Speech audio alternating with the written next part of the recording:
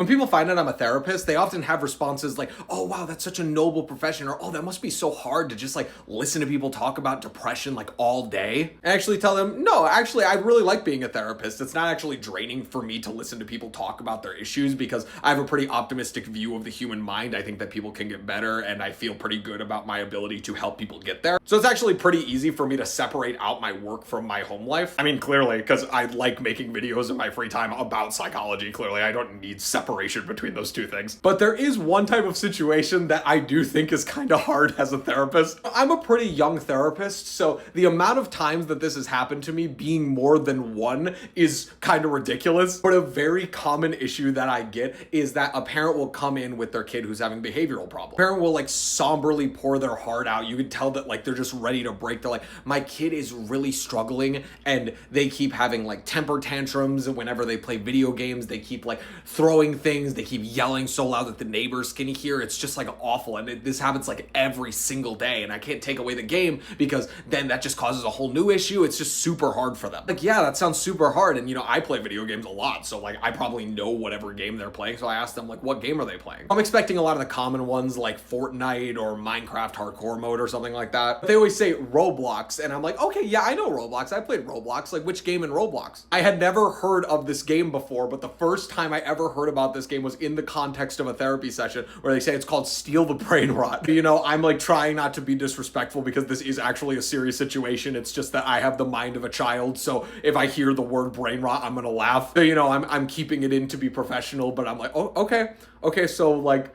so he's mad about Steal the Brain Rot, and then we eventually have the kid come in. The parent will go out of the room. I'll talk with the kid one-on-one, so that way they feel more comfortable talking about the instances where they get in trouble. You know, I'll ask them, like, it's just like, oh yeah, I heard you like playing like this game called Steal the Brain Rot. Like, yeah, I play Steal the Brain Rot. You know, I bring up that they get in trouble, and I'm just like, yeah, mom says that you get pretty mad about it. And there's like never any shame on their faces. They're just like, yeah, of course I'm getting mad. And then, you know, I can probably piece it together, but because I'm a therapist, I'm gonna ask anyways just to make sure. I ask them like, so what makes you upset about the game? And then they just, with the most serious, unapologetic look, are like, because they stole my brain rot. That was really hard for me because I instinctually want to laugh, but not because I'm not taking it seriously, but just because I find the word really funny. So I can listen to people talk about depression, anxiety, BPD, whatever you want to talk about. I can talk about that all day long. But by far the most difficult instance thus far of me being a therapist was trying to make sure I still came off as respectful while I heard that story. And while those instances definitely test my ability to be a professional rather than, let's be honest, kind of a child, stories like that make my job pretty awesome.